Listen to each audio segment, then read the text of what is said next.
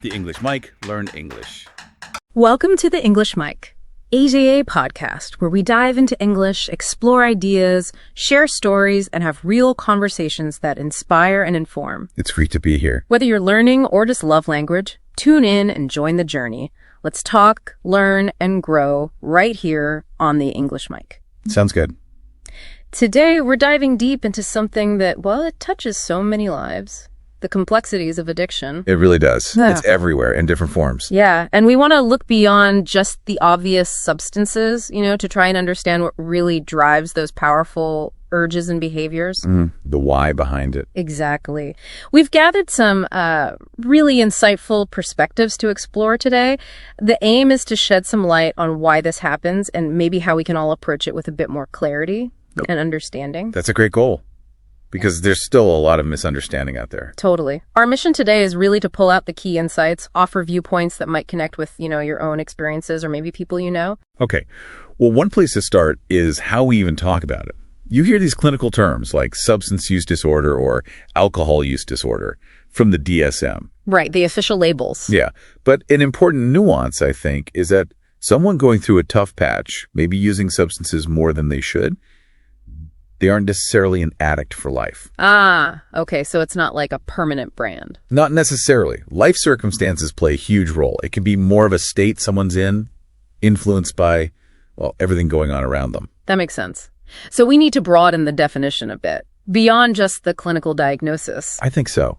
A question I find really helpful, maybe for you listening too, is asking, does it have you or do you have it? Ooh, I like that. Does it have you or do you have it? Yeah. Is this thing, whatever it is, a substance, an activity, is it dictating your choices? Is it driving your behavior? That really flips the perspective, puts the focus on control or lack of it. Exactly. And often these behaviors, they start out as a kind of solution. Maybe not a good one, but a solution nonetheless. A solution to what? To stress, usually. Yeah. Or discomfort, pain, anxiety. Yeah. It's a way to find some kind of relief, even if it's temporary and ultimately harmful. Okay, so it's serving a purpose initially. Right. And this isn't just about, hard drugs or alcohol. Think about binge watching Netflix. Sometimes that's just relaxing, no big deal. But other times, for some people, it can become this compulsive thing, almost uncontrollable. It might be masking something else. So the same behavior can be okay 1 minute and problematic the next. Absolutely. Context is everything, which is why the really crucial questions are, what are people using, substances or behaviors, and why? What are they trying to achieve with it? Got it. So digging deeper than just the surface action. Precisely. There was this doctor, Dr. Silkworth, early in AA's history. He basically said people drank because they liked the effect. Okay. And he believed that effect was fundamentally relief. Relief. So the core question becomes, relief from what? What's the underlying pain or discomfort they're trying to escape? Okay, that's a powerful framing. But what about when someone is really in the thick of it, in that acute phase? What's the first priority then? Do you jump straight to the why? Oh, definitely not. In that acute phase, the absolute number one priority is stabilization, safety. Makes sense. That means getting a proper medical assessment, nursing assessment.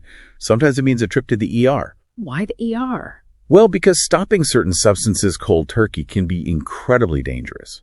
Alcohol withdrawal, for instance, can actually be fatal for someone who's heavily dependent. Wow, okay. I didn't realize it could be that serious. It can. There's benzodiazepines too.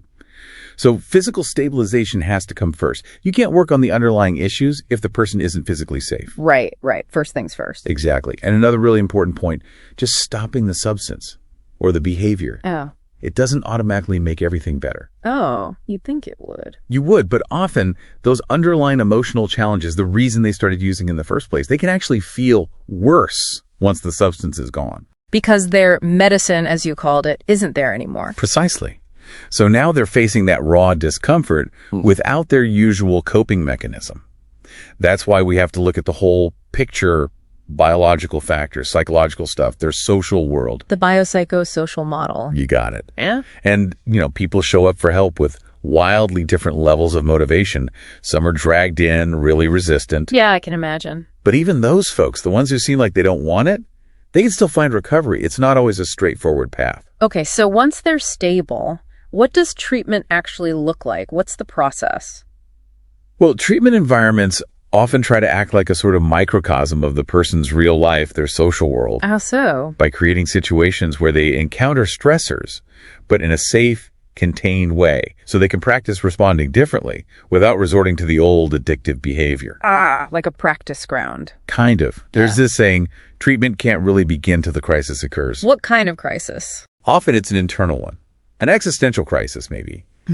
Hitting rock bottom, realizing things absolutely cannot go on this way. That's often the point where real exploration can start. Exploration of the why. Exactly. Why does someone keep choosing this path, even when part of them knows it's harmful? If we view addiction, at least partly, as involving choice, then why that choice? That's a tough question. It is. And a big part of treatment is actually helping people increase their capacity to just feel difficult emotions. So not numbing them out, but learning to sit with them. Yes. You could almost say it's about helping them learn how to feel bad, how to tolerate discomfort and pain without that immediate, desperate need to escape. Building distress tolerance. That's the term, yeah. Building distress tolerance. Yeah. And that involves looking at limiting beliefs they might hold, often stemming from past experiences, maybe trauma. Things from childhood. Often, yeah. Adaptive survival strategies they developed as kids that just aren't serving them anymore as adults. Okay, this is deep stuff. Let's go back to that question you posed earlier. Does it have you? How can someone listening, maybe wondering about their own behavior, start to figure that out? Well, a really practical test is, can you stop for a month? Just pick a behavior you're wondering about, drinking, gaming, social media, whatever, and try stopping completely for 30 days. Okay, the 30-day challenge. Right, and pay really close attention during that time. What thoughts come up? How do you feel? Are you constantly thinking about it, craving it? Observe yourself. Yes, and also take an honest look. Maybe ask someone you trust. How is this behavior impacting different areas of your life? Like what? Are you pulling back from people? Feeling more isolated? Are relationships suffering? Is your motivation for work or hobbies tanking? Disengagement is a big sign. Loneliness. What if you don't see it, but others do? That whole denial thing. Yeah, that's tricky. Denial's real. But sometimes, even if the person doesn't label it addiction, they might recognize the consequences. Maybe they feel that disconnection, that dullness in life. The opportunity cost. Exactly. What are you not doing because you're spending hours doing this other thing? Like the gamer example. Maybe they don't think the gaming itself is bad, but what about the missed exercise, the poor sleep, the neglected studies? There's always a trade-off. It's like the behavior creates this contrast, right? The immediate rush versus kind of a duller everyday life. It can, yeah. It can actually exacerbate that feeling of dullness because the high becomes the main source of excitement or relief. And don't underestimate the biological impact. Things like video games do affect brain chemistry, sometimes in ways similar to drugs. Sure. Oh, yeah. There are extreme examples of people showing withdrawal-like symptoms, agitation, distress, even resorting to things like stealing Wi-Fi just to keep playing. Wow, that paints a picture. Yeah. You also mentioned this idea of reordering loves and priorities. How does that fit in? It connects to what we value most. The idea is that whatever you put at the absolute center of your life, what you love most intensely, Yeah. that essentially becomes your God, your higher power. And the problem is, if that thing is, say, money or a relationship or sex or food, those things can, and often do, fail us. They can't ultimately provide the deep sense of meaning or security we might be seeking from them. So even seemingly good things, like being devoted to your kids, could become problematic. Potentially, yeah. If it becomes the sole source of your identity and worth, and you're relying on your children to meet your emotional needs, that puts a huge unfair burden on them. Making them responsible for your happiness. Exactly. It leads to those unconscious roles we sometimes see in families, the hero child who has to be perfect, the scapegoat who takes all the blame, the caretaker who looks after everyone else's feelings. And those patterns can carry into adulthood. Definitely. They shape how we approach relationships, work, everything. So distinguishing between healthy passion and unhealthy compulsion seems key. How do you draw that line? Say, someone who works really long hours. It's a great question. The line can be blurry. Is someone working long hours because they genuinely love it, it energizes them, and their life feels balanced despite the hours?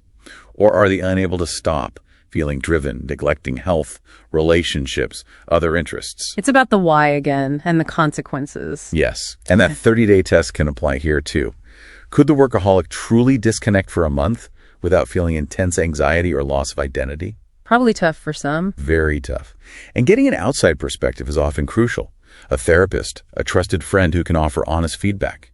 Sometimes a seemingly positive behavior like extreme exercise or workaholism can be propping up a whole system. The system. Like maybe the intense work schedule is avoiding intimacy issues at home, or the extreme fitness routine is masking an eating disorder or body dysmorphia. It can be part of a complex web. And messing with one part of the web feels threatening. Hugely threatening.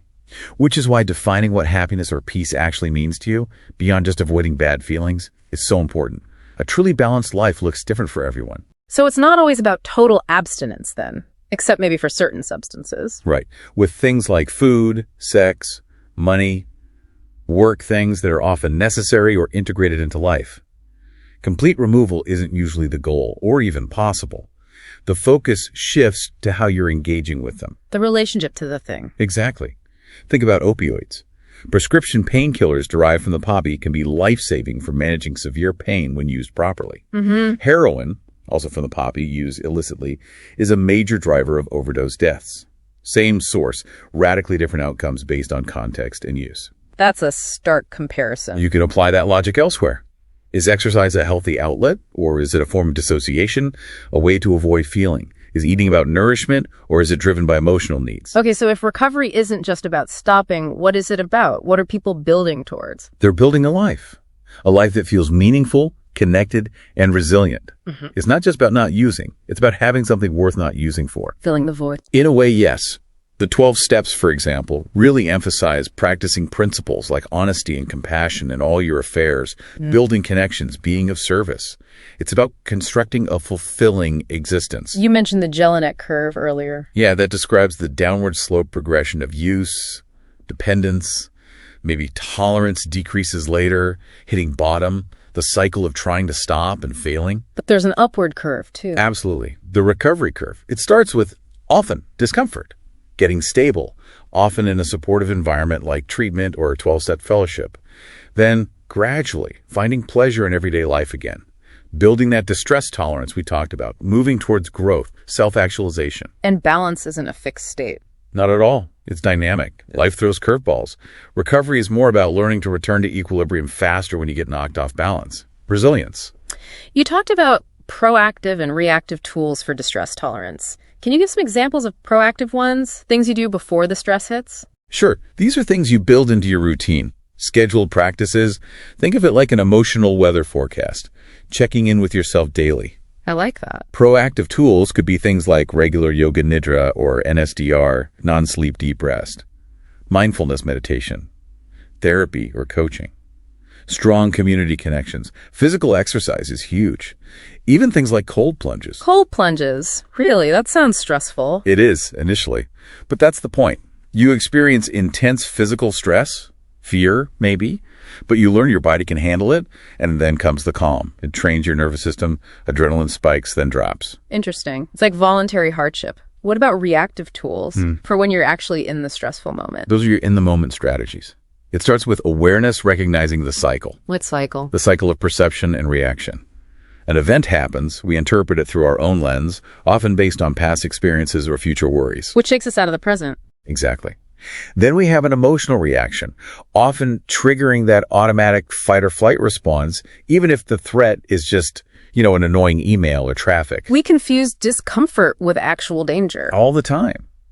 So reactive tools are about interrupting that cycle, noticing it's happening, maybe taking a few deep breaths, pausing before responding, physically walking away for a minute, creating space. Creating that gap between stimulus and response, that sounds simple, but it feels really hard in practice. It is hard, especially at first. Our nervous systems are wired for survival. But paying attention to the very first physical signs of stress, maybe your shoulders tense, your jaw clenches, your breathing gets shallow, that can be your cue to intervene earlier. Before it escalates. Right. Remember that yogic idea, stilling leads to seeing? When you pause, you can activate the parasympathetic nervous system, the rest and digest system, to counterbalance the fight or flight activation. Wow. Conscious breathing is a powerful way. And asking that simple question, am I or is anyone near me in immediate physical danger? And usually the answer is no. Almost always in our daily lives. But our bodies react as if it is life or death. And we have to remember the power of connection here too. Social isolation itself is a major stressor.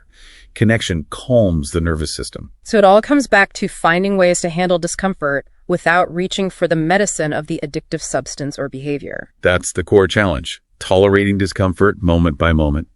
It's hard because that primal binary life or death response can hijack our rational brain. That's why building the capacity beforehand with those proactive tools is so crucial. Let's talk more about one of those tools you mentioned, Yoga Nidra, or NSDR. You said it's particularly powerful. Yes, I've seen it be incredibly effective. Renaming it NSDR helps make it more accessible, less tied to potentially intimidating yoga concepts for some. Okay. It's often used as a foundational morning practice in trauma and addiction.